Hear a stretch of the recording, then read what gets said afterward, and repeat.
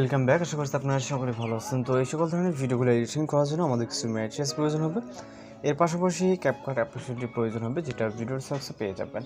তো এখান থেকে আমরা ম্যাট্রিক্সগুলো ডাউনলোড করে ক্যাপকাট অ্যাপ্লিকেশনটিকে ওপেন করার পর নিউ প্রজেক্ট অপশনে ক্লিক করব। এরপর প্রথমে যে ভিডিও ক্লিপটি থাকবে এটাকে সিলেক্ট করে নেব। এরপর এখান থেকে অ্যাড অপশনে ক্লিক করব। ওকে, তো আমাদের যে ভিডিও ক্লিপটি আছে এটা জাস্ট কয়েক সেকেন্ডের মধ্যে কিন্তু আমাদের এডিট বক্সে অ্যাড হয়ে যাব। এখানে কম্প্রেশন হচ্ছে জাস্ট পার্সেন্টেজ কাউন্ট হচ্ছে। তো এটা অ্যাড হয়ে গেলে এখান থেকে আমরা চলে যাব হচ্ছে ভিডিও ইন্ডিং। ওকে, ইন্ডিংয়ে যাওয়ার পর ওয়াটারমার্ক থেকে অবশ্যই রিমুভ করবেন। তারপর হচ্ছে ফটো সেট করার জন্য প্লাস এখন, এরপর ফটোস অপশনে।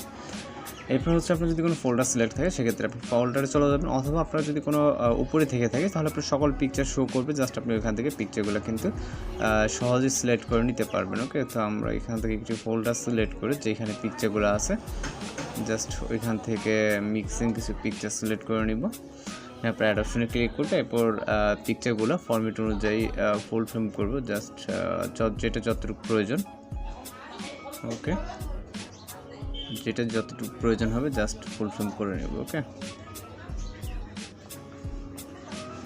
এরপর হচ্ছে আমাদের এখানে একটি মিউজিক অ্যাড করতে হবে। মিউজিকটা অ্যাড করার জন্য ভিডিও স্টার্ট পজিশন এবং অ্যাডোডে, তারপর এখান থেকে এক্সট্রাক্টেডে। এরপর এটা ভিডিও বক্সে দেওয়া থাকবে, এটাকে সিলেক্ট করবেন, দেন হচ্ছে ইম্পোর্ট সাউন্ডে ক্লিক করবেন। এরপর হচ্ছে মিউজিকটা অ্যাড করার পর আমরা এখানে ডিউরেশন অ্যাড করবো, যেন প্রথম পিকচার ক্লিক করবো এটা রাখবো বরাবর 1 সেকেন্ড, অর্থাৎ 1.0।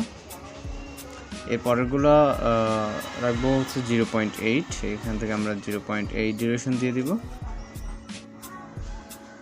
জাস্ট প্রথমটা 1.0 এবং পরেরগুলো 0.8। ওকে, জাস্ট লাস্ট বলতে লাস্টের যে পিকচারটি থাকবে এটা মিউজিক যতটুকু থাকবে ততটুকু অ্যাডজাস্ট করে দেবো 1.5।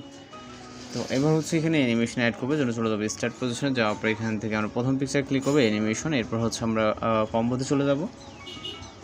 এখান থেকে হিউজ পরিমাণে আমরা ইফেক্ট দেখতে পারবো।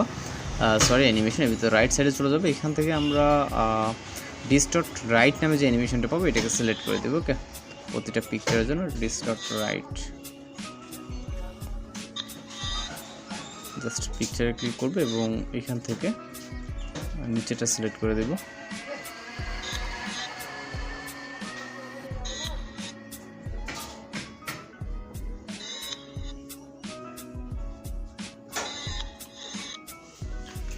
ওকে, তো সিলেক্ট হয়ে গেলে এখান থেকে টিক মার্ক ক্লিক করবো। এরপর হচ্ছে এখানে ট্রানজিশন থেকে অ্যাড করার জন্য এখান থেকে যে কোনো একটা বক্সের উপরে ক্লিক করব এবং এখান থেকে আমরা বেশ কিছু ট্রানজিশন দিতে হবে। যে ক্যামেরা ক্যাটাগরিতে চলে যাব। যাওয়ার পর এখান থেকে আমরা হিউজ পরিমাণে যেহেতু ট্রানজিশন ইফেক্ট আছে, তো আমরা হচ্ছে চলে যাব রাইট সাইডে।